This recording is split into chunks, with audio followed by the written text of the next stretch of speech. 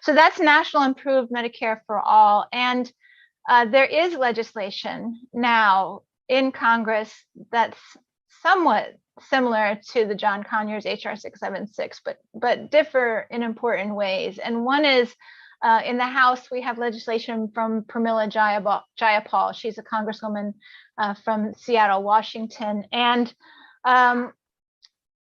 Jayapal we tried to get her to take HR 676 and just submit that, but she wanted to create her own piece of legislation.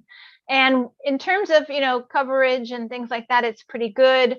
I would say even good in terms of the language that anti-discrimination language is pretty good, but it has two what I think are very significant weaknesses.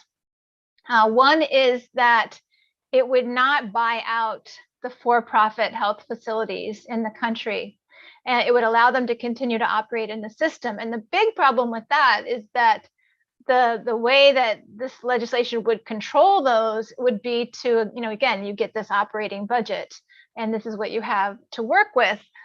So what these for-profit entities are either going to do is they're either going to skimp on the care that they provide, like we see in these for-profit kidney dialysis centers, like DaVita, where they don't even clean the equipment properly. They don't give people a full treatment because they want to churn them through. So you would see this kind of substandard care, or you would just see them leave. They'd be like, well, we can no longer make a profit, so we're going to sell this building for commercial or residential, like what happened to Hahnemann Hospital in Philadelphia, where it was going to be turned into, I think, residential and shopping space, because that would be a lot more profitable. So we need to buy these facilities out and not allow them to continue to operate as for-profit, so that we can maintain that infrastructure that we need, because we need to build even more health infrastructure in this country. And then the second thing that's a big flaw with the Jayapal bill is that she would phase it in over 2 years. So the first year would be, I think, everyone 19 and under, and then everybody, I think, 55 and above, which is about half of the US population. There's absolutely no reason why we would, cover half of the population 1 year and then add the second half the next year. It makes absolutely zero sense from any standpoint that I could think of. And we argued this with Jayapal's office for quite a while. And the only thing that they could come back with was, well, Sanders' bill has a 4-year phase in, so we're doing a 2-year phase in, and that sounds better to us. But the reason that National Improved Medicare for All works is that when you have everybody in the same system, then your administrative costs go way down. We would save hundreds of billions of dollars. I've seen anywhere from $450 billion to like $750 billion a year in administrative costs from having one system, one set of rules, one process would greatly simplify things, and that saves a huge amount of money. But when you're phasing people in, you're still continuing to have this new system, and the old system is very complicated. Doesn't make any sense. So those are two big pieces of criticism of that piece of legislation. Senator Sanders just introduced a bill, a Medicare for All bill, on May 12th.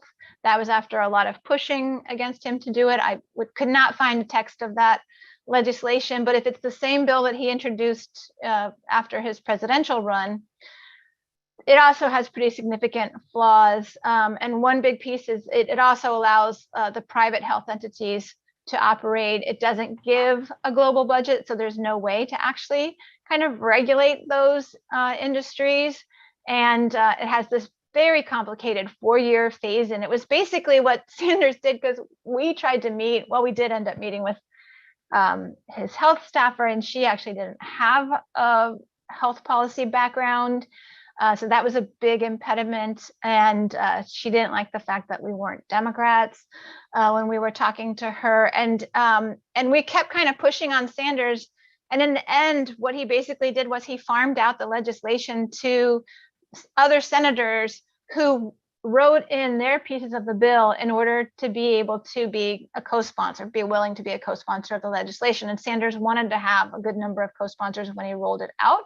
So he ended up sacrificing policy for that.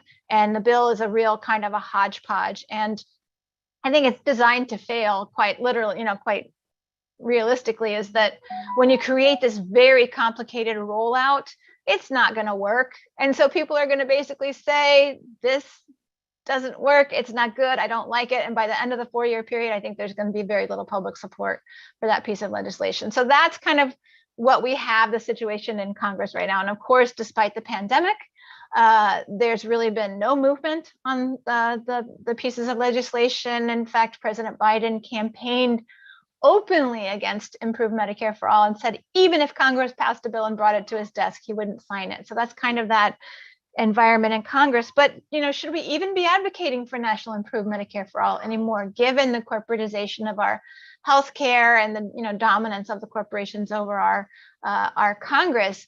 Wouldn't it make a whole lot more sense just to cut them out completely and have like a VA type of system